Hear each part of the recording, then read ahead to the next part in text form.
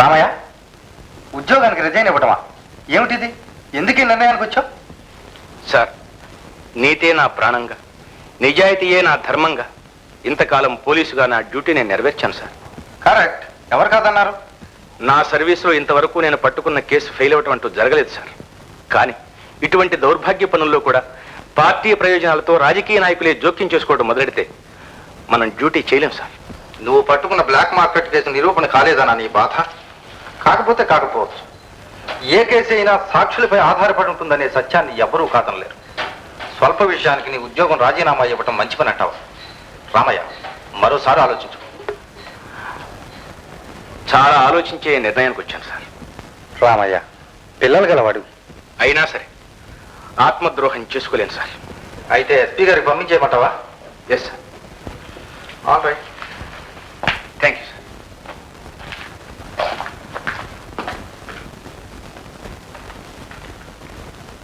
రామయ్య, ఏమిటి తొందరపాటు? ఉద్యోగం వదులుకోవలసిన పని వచ్చింది.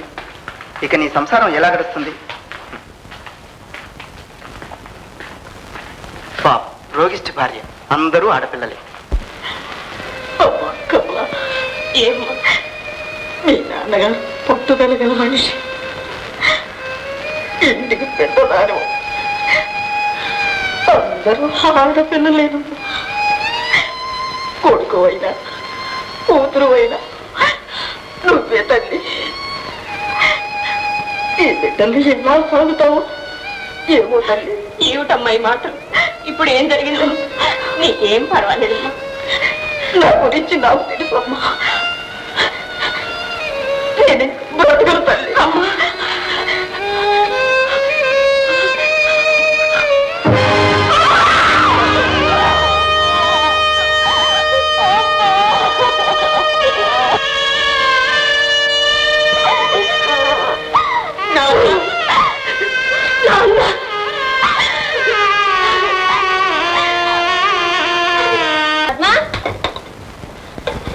రమా, ఉమా, సీత, లత, ఉషా.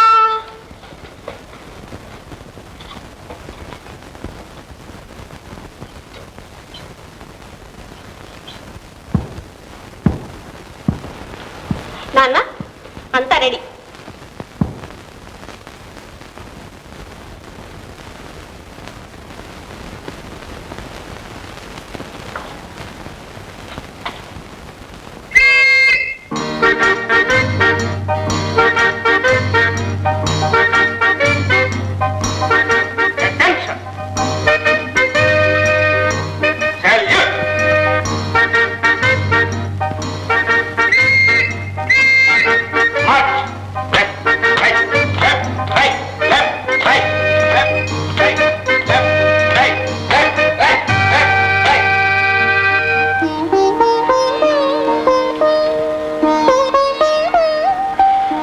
ఆడపిల్లలైతే నా బిడ్డలు ఆణిముచ్చాను.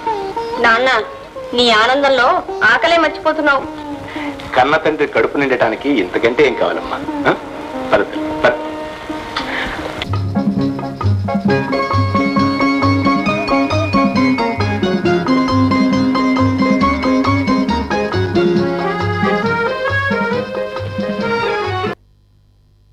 సైకిల్ తొక్కడమే కానీ ఆపడం చేత కాదు. అంటే మనం అంత స్పీడ్ అనమాట. పద్మా, ఆగు, నేను వస్తున్నాను. మళ్ళీ సాయంత్రం ఎక్కించేస్తాను.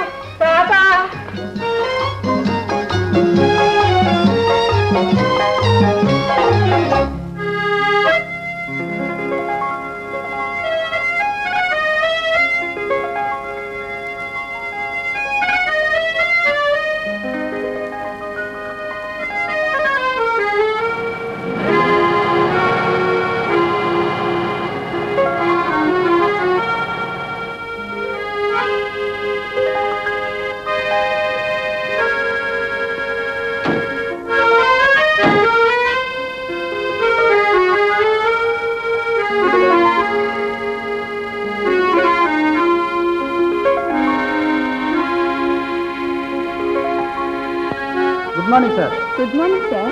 Good morning sir. Good morning sir.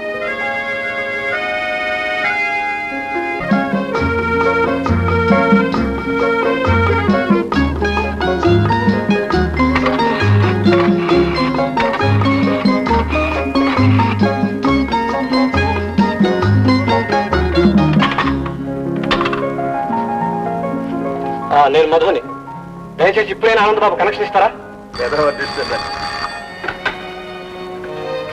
Anand speaking. అరే ఆనంద్, నేను మధురా మాట్లాడుతున్నాను. ఓ మధు, మధురాతి మధు.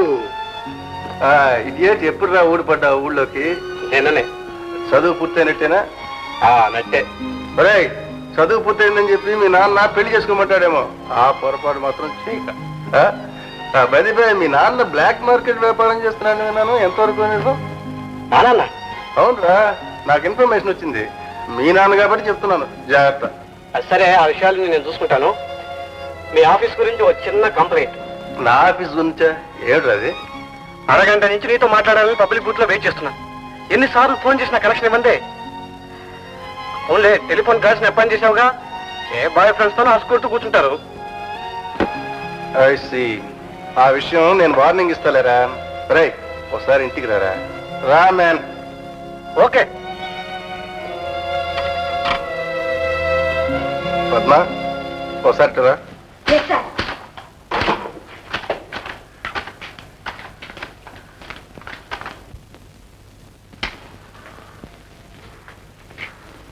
పద్మ, ఫోన్ పెట్టింది ఆఫీస్ కోసం తెలుసా?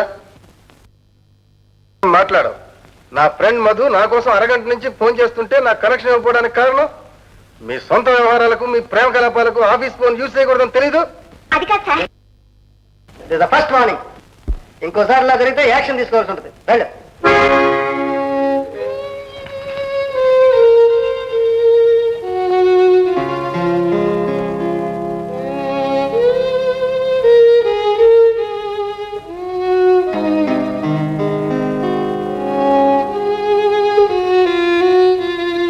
ఏమిటి పద్మ, అలా ఉన్నావి? ఎవరో మొదట ఫోన్ చేశాడు. సమయానికి ట్రంకాలు వచ్చింది, కనెక్షన్ ఇవ్వలేకపోయా.